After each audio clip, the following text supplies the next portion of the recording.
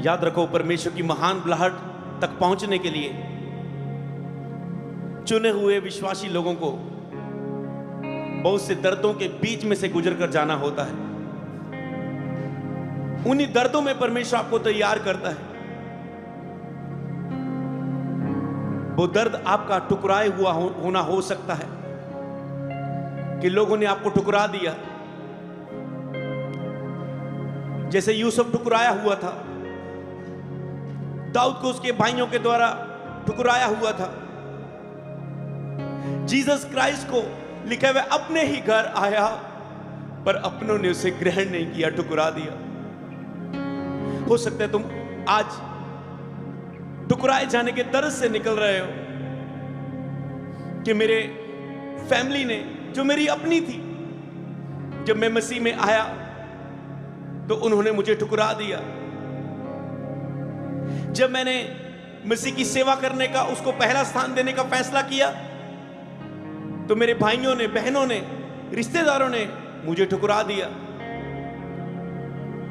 हो सकता है मसीह में सच्चाई के वचन पर खड़े होने के कारण आपके बॉस ने आपको ठुकरा दिया, आपकी जॉब से आपको निकाल दिया गया। हो सकता है आप भी आज ठुकराए जाने के दुख से, दर्द से निकल रहे होंगे। तो याद करो जीसस क्राइस्ट के उस मांस और लहू को जो आपके लिए ठुकराया गया, पैरों में धकेला गया, भारी क्रूज को लेकर नीचे गिरा पड़ा है लोगों के पैरों में, जिसके मुंह पर थूका गया, दाढ़ी को नोचा गया, सिर पर कांटों वाला ताज पहनाया गया, हाथों पांव पर कील ठोक दिए गए और बोला गया अगर तू अपने आप को परमेश्वर का पुत्र मानता है तो नीचे उतर के दिखा, हमें बचा। तू जो मूर्तों को जिलाता था, हो सकता है आप भी ठुकराए जाने को महसूस कर रहे हैं। जीसस कहता है मैं तेरे लिए ठुकराया गया कि मैं तुझे ग्रहण कर सकूं, और जब भी तू मेरे मांस और लहू में शामिल हो तू मुझे फिर से ग्रहण कर सके। उन पापों से मन फिराकर तुम उस ठुकराए हुए पल में डूबे ना रहो कि मैंने पाप किया और प्रभु तू मुझे ग्रहण नहीं कर सकता। उसने कहा मैं तेरे लिए ठुकराया गया हूं। हो सकता है आप उस महान बुलाहट की ओर पहुंचने की ओर इस परीक्षा में हैं कि आप अकेलेपन में हैं। आपको लग रहा है मैं अकेला हूं, यूसुफ की तरह जो मिस्र में अपने आप को अकेला महसूस कर रहा था, जो अपने पिता से दूर था, अपने भाइयों से दूर था,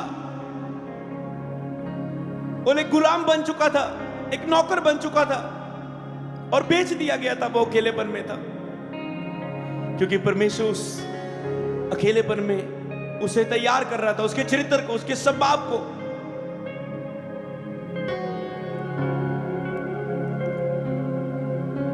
हो सकता है दाऊद भी ये सोचता कि मेरे भाई युद्ध के मैदान में, मैं भेड़ बकरियों को चरा रहा हूं इस अकेलेपन में।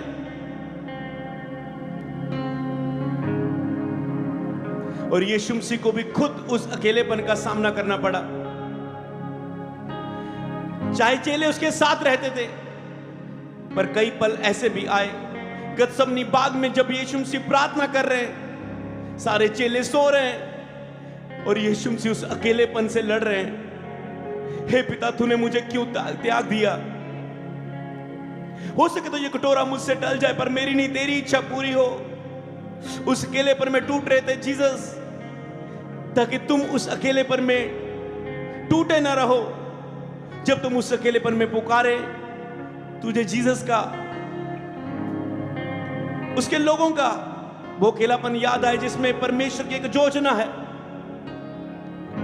हो सकता है तुम सोच रहे हो मैं अकेला रह गया हूं, कोई मुझे समझ नहीं पा रहा है, कोई मेरे लिए कुछ नहीं कर पा रहा है। कोई तेरे लिए कुछ नहीं करेगा, तुम्हें इस अकेलेपन में गुजरना ही होगा ताकि परमेश्वर तुझे उस महान बुलाहट के लिए तैयार कर सके। तेरे अकेलेपन में तुझे दूसरों से अलग करके तैयार कर सके, तुझे तेरे दुखों में तैयार कर सके। हो सकता है आज तुम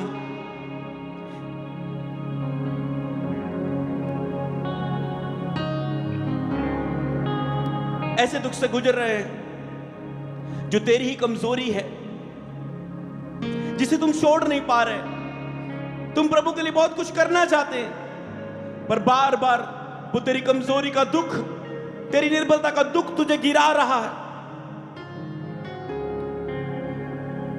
कि मैं जब भी उठती हूं वो ये निर्बलता मुझे गिरा देती है, कमजोर कर देती है। बाइबल में लिखा है वो हमारे लिए निर्बल बना कि हम बलवान किए जाएं। उस निर्बलताइयों में, जैसे पौलुस कहते हैं, मैं जो नहीं करना चाहता वो मुझसे होता है, जो करना चाहता हूं वो मैं कर नहीं पा रहा हूं। इसलिए मैं अपनी उस निर्बलता, उस कमजोरी से, उस शरीर से लड़ता हूं और मैं प्रतिदिन मरता हूं, अपने शरीर को क्रूस पर चढ़ाता हूं, ताकि मैं वो कर पाऊं जो प्रभु ने मुझे करने को दिया है। मैं उसे ना करूं जो मुझे प्रभु की इच्छा, प्रभु की सेवा करने से रोकता है। हो सकता है आप भी उस कमजोरी के दुख में से निकल रहे हैं, जो कमजोरी आप छोड़ नहीं पा रहे, पर प्रभु आपको तैयार कर रहे हैं। एक दिन ये कमजोरी खत्म होगी और तुम बहुत आयत के साथ उपयोग किए जाओगे यीशु के नाम में।